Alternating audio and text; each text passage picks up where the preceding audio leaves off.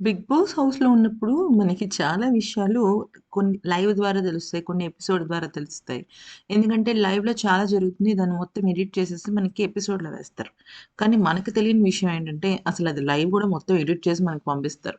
So, లైవ్‌లో వచ్చేవన్నీ as it is 24/7 జరుగుతున్నదే చూపిస్తారంటే అదేం లేదు.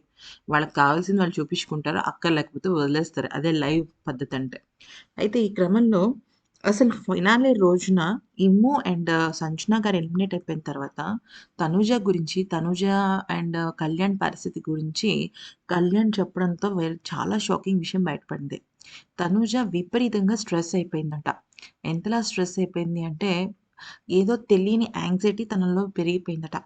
అయితే అందరికీ కూడా యాంగ్జైటీ లెవెల్స్ చాలా ఎక్కువున్నాయట. అంటే భయం గాని, ఏమవుతుంది? ఏం జరుగుతుందనే విషయం పైన. అయితే శివాజీ గారన్నారనమాట.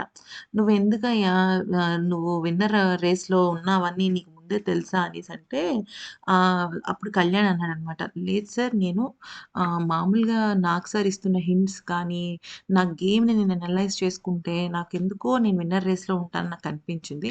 ఎందుకంటే అప్రిసియేషన్ నాకు చాలా హ్యూజ్‌గా రావడం కానీ, అవన్నీ గనుక చూసుకున్నట్టయితే నాకెందుకో నేను బాగున్నాననిపించింది. ప్లస్ ఫైనలిస్ట్ అవ్వడం కూడా జరిగింది కదా! అనేసి అన్న తర్వాత, ఆఖరి రోజు తనూజ ఎక్కువగా ఎమోషనల్ అయిపోయిందని, అంతే కాకుండా తను విన్నర్ అవ్వాలని ఎందుకంటే తనూజకి సంబంధించిన పేరెంట్స్ కానీ, వాళ్ళ అంటే వాళ్ళ ఫాదర్ మెయిన్‌లీ వాళ్ళ మామయ్య గారు, మేనమామ, ఇంకా చాలామంది పెద్దనాన్నగారు, అలాగే ఇంకా కొంతమంది రిలేటివ్స్ ఆడపిల్లని ఎందుకులే బిగ్ బాస్‌కి పంపించటము అని చెప్పేసి అన్నారట. కానీ వాళ్ళ మదర్ పట్టుబట్టి లేదు గెలుస్తా ఏ ధైర్యంతో వెళ్తావు అని అన్నారు కదా!